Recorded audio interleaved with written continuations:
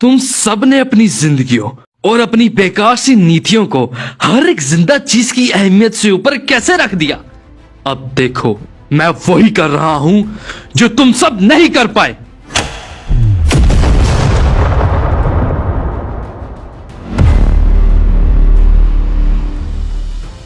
तो जब एक अल्टरनेट अर्थ के साथ एक इंकर्जन होता है, तब इल्यूमिनाटी ये बात अच्छे से जान चुके होते हैं कि या तो वो उस अर्थ को डिस्ट्रॉय करे या दोनों अर्थ को खत्म होने दे। उन्होंने दूसरी अर्थ को डिस्ट्रॉय करने का प्लान तो ज़रूर बनाया था, पर कहीं ना कहीं उनकी मॉरल्स उन्हें ये करने से रोक रहे थे, और तभी वो दूसरी अर्थ डिस्ट्रॉय होती है एक आदमी के हाथों जिसने इमोशंस नहीं लॉजिक चूज किया। जब बाकी हीरोज अपने अंदर के मॉरल से लड़ रहे थे, तब नेमोर ने बिना किसी हेजिटेशन के उस एंटी मैटर बॉम्ब का ट्रिगर उठाया और उस दूसरी अर्थ को तबाह कर दिया। इसके बाद बाकी हीरोज उसको टीम से निकाल देते हैं, पर वो रुकता नहीं। वो खुद की एक नई टीम बनाता है जिसका सिर्फ एक ही मकसद होता है, अल्टरनेट अर्थ्स को मिटाना, ताकि उसकी अपनी दुनिया जिंदा रहे। जो मैं कभी स्वीकार नहीं कर सकता वो है चुपचाप बिना लड़े कमजोरों की तरह हार मान लेना, क्योंकि वहां बाहर कोई है जो हमें मिटाना चाहता है, और मैं उसके साथ वही करूंगा जो वो हमारे साथ करेगा। भाइयों और बहनों, सारे फरिश्ते गिर चुके हैं, अब सिर्फ हम शैतान बचे हैं। तो मैं पूछता हूं, क्या तुम मेरा साथ दोगे और मिलकर बाकी दुनियाओं का सफाया करोगे?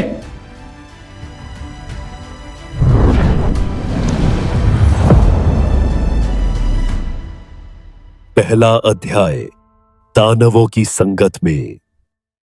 लैटविया, एक देश जहां हर दीवार, हर सांस में एक अलग सा घमंड बसा है, और उस घमंड के माहौल में उस रात दो राजा मिले, एक समंदर का, दूसरा जादू और विज्ञान का महारथी। लेकिन बात ना राजनीति की थी, ना सम्मान की, बात थी दुनिया बचाने या मिटाने की। नेमोर डूम के सामने एक कड़वा सच रखता है, इनकर्जन्स पूरे मल्टीवर्स को खत्म कर रहे हैं, और अगर अपनी अर्थ को बचाना है तो किसी दूसरी अर्थ को मिटाना पड़ेगा। उसका कहना था, अगर डूम सच में अपनी दुनिया को बचाना चाहता है तो उसे कबाल का हिस्सा बन जाना चाहिए। डूम का जवाब सीधा और ठंडा था। वो कहता है, मेरे पास इससे ज्यादा जरूरी काम है। उसके लिए यह मिशन एक छोटी परेशानी थी जिसे उसने तुरंत ही नजरअंदाज कर दिया। लेकिन तब नेमोर उस बात का राज खोलता है, कबाल जिसे उसने बनाया अब उसके कंट्रोल में नहीं रहा। अब वो लोग अल्टरनेट अर्थ को सिर्फ तबाह ही नहीं करते, पहले वहाँ के लोगों को टॉर्चर करते हैं, उनका तमाशा बनाते हैं, और तब जाके पूरी दुनिया मिटाते हैं। और शॉकिंग बात यह है कि वो सब इस काम को बड़े मजे से करते हैं। नेमोर इस बारबरिटी को बर्दाश्त नहीं कर पा रहा था। उसका गुस्सा, उसका गिल्ट, उसका पैशंस, सब कुछ टूट रहा था, और इसी वजह से वो डूम के पास आया था, क्योंकि उसे किसी ऐसे की जरूरत थी जो उन मॉन्स्टर्स को मॉन्स्टर्स की तरह संभाल सके। लेकिन डूम वो वही करता है जो वो हमेशा करता आया है, दूसरों की लड़ाई में हिस्सा लेने से वो साफ इनकार कर देता है और बिना एक शब्द बोले वहां से चला जाता है। दूसरा अध्याय, बिखरती दुनियाओं की परछाई में। पिछले एपिसोड के एंडिंग से लेकर अभी तक 8 महीने बीत चुके थे, लेकिन सिर्फ वक्त ही आगे नहीं बढ़ा था, दुनिया पलट चुकी थी। दूसरी अर्थ को खत्म करके कबाल ने कुछ समय के लिए इंकर्जन्स को रोक तो लिया था, पर यह सिलसिला ज्यादा देर तक नहीं टिकने वाला था। दूसरी तरफ स्टीव रॉजर्स को अब सब कुछ याद आ चुका था, वो पल भी जब इल्यूमिनाटी ने उसे धोखा दिया था, और अब उसकी नज़र में वो लोग कानून के दुश्मन बन चुके थे। लेकिन स्टीव भी अब पहले जैसा नहीं रहा, उसकी बॉडी से सुपर सोल्जर सीरम निकाल दिया गया था, और अब उसकी ताकत नहीं, उसका इरादा लड़ रहा था। उसने पीछे हटने के बजाय पूरी शील्ड को इल्यूमिनाटी के खिलाफ खड़ा कर दिया, और जो कभी दुनिया के रखवाले थे अब सिर्फ फ्यूजिटिव्स बनकर रह गए थे। वकांडा भी अब राख में बदल चुका था और ब्लैक पैंथर अपना सब कुछ खो चुका था और उसे तलाश थी बस एक हाइड आउट की। टोनी स्टार्क ने भी कोशिश नहीं छोड़ी। उसने बनाया एक नया सूट, सबसे खतरनाक और सबसे एडवांस्ड। लेकिन जब सामना हुआ, कबाल ने उसे मिट्टी में मिला दिया और टोनी को कैद कर लिया। बाकी के इल्यूमिनाटी अलग अलग जगह पर छुपे हुए थे। शील्ड उनका पीछा छोड़ नहीं रही थी और वक्त उनके खिलाफ बहता जा रहा था। और तब एक नई टीम बनी, मल्टीवर्सल अवेंजर्स, जिसमें थॉर, हाइपीरियन, स्टारब्रांड, नाइट मास्क जैसे कॉस्मिक हीरोज शामिल थे।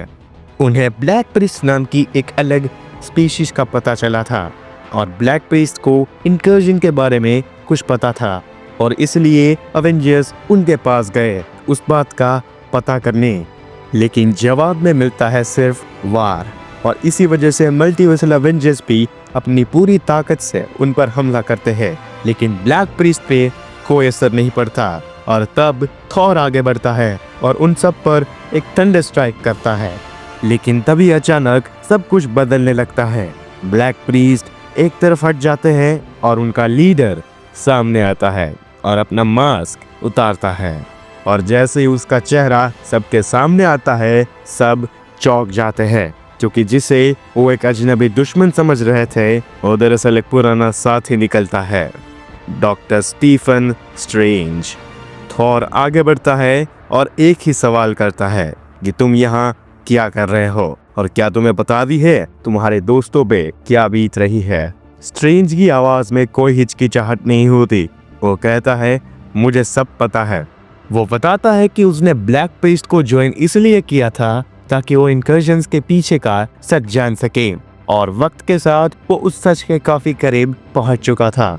वो उन्हें बताता है कि इंकर्जन किसी नेचुरल डिजास्टर का हिस्सा नहीं, बल्कि एक लंबी खौफनाक जंग का रिजल्ट है।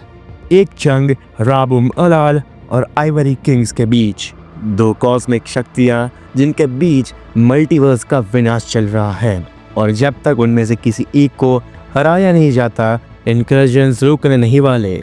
स्ट्रेंज कहता है कि मैं ब्लैक प्रीस्ट के साथ इस मिशन पर था, लेकिन हर रास्ता अब तक सिर्फ एक बंद गली निकला है। तीसरा अध्याय, अंत की दहलीज पर।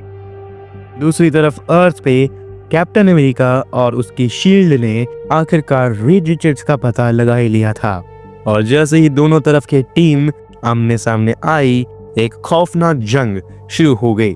लेकिन रीड और उसकी टीम अकेली नहीं थी। उनके साथ खड़े थे कुछ और super heroes, Spiderman, captain Britain, Amadeus जो और कई और लोग जो सच के साथ खड़े थे। ये युद्ध छोटा नहीं था, लंबा, भारी और टकराव से भरा हुआ था।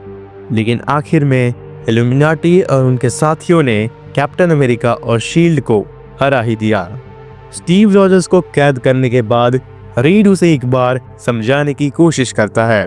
वो कहता है ये मत सोचना कि इंकर्जन्स खत्म हो चुके हैं। पिछले कुछ टाइम में एक भी इंकर्जन नहीं हुआ, इसका मतलब ये नहीं है कि ये खतरा अब टल चुका है। रीड उसे बताता है कि इंकर्जन्स ना होने की एक ही वजह थी, नेमोर। जब तक वो दूसरी अर्थ को डिस्ट्रॉय कर रहा था, तब तक हमारी दुनिया बची हुई थी। लेकिन अब सब बदल चुका है। नेमोर ने कबाल को छोड़ दिया है और एक बार फिर से वो इल्यूमिनाटी के साथ जुड़ गया है। उसके जाने के बाद जो कबाल बची थी, उन्होंने इस दुनिया को बचाने के बजाय अपने तरीके से दूसरी दुनिया को बचाना चाहा, और अब अगला इंकर्जन ज्यादा दूर नहीं है। कैप्टन अमेरिका अब कैद था और रीड वापस बैक्स्टर बिल्डिंग लौट चुका था अपने काम को पूरा करने के लिए। वहाँ फ्यूचर फाउंडेशन की कुछ नए दिमाग और वलेरिया रिचर्ड्स एक लाइफ राफ्ट पर काम कर रहे थे, एक ऐसी चीज जिसमें दुनिया के अंत के बाद भी जिंदगी बच सके। और तब खतरा आंखों के सामने आता है। इंकर्जन उनके सामने था। एक तरफ था मार्वल का मेन यूनिवर्स अर्थ 616 और दूसरी तरफ अल्टीमेट यूनिवर्स यानी अर्थ 1610। दोनों दुनियाएं अब टकराने वाली थी। लेकिन रीड के पास एक अलग ही प्लान था। वो जानता था कि किसी भी हालत में वो इस दुनिया को नहीं बचा सकती और इसलिए उसने बनाई थी लाइफ राफ्ट, एक आखिरी शिप जो कुछ लोगों को लेकर इस टूटती हुई रियलिटी से बाहर निकल जाए। चौथा अध्याय, हर चीज की राख में। बैक्स्टर बिल्डिंग के नीचे दुनिया जल रही थी। शब्दों का वक्त जा चुका था। अब हर कोने में सिर्फ एक बात हो रही थी, बचाव या विनाश। डिफेंडर जैसे कि ल्यूक केज और आयरन फिस्ट सड़कों पर उतर आए थे लोगों को बचाने के लिए, और गार्डियंस ऑफ द गैलेक्सी भी वापस लौट आए थे स्पेस को छोड़कर अपनी दुनिया को बचाने के लिए। हर हीरो के पास अपना अलग प्लान था और साइक्लॉप्स, उसने सबसे अलग रास्ता चुना। एक्समैन से अलग होते ही उसने एक राज पहले ही पकड़ लिया था, एक फीनिक्स एग जो टूटने वाला था। उसने इंतजार नहीं किया, वो फीनिक्स एग के पास गया और जैसे ही वो हैच होता है साइक्लॉप्स उसकी शक्ति अपने अंदर खींच लेता है।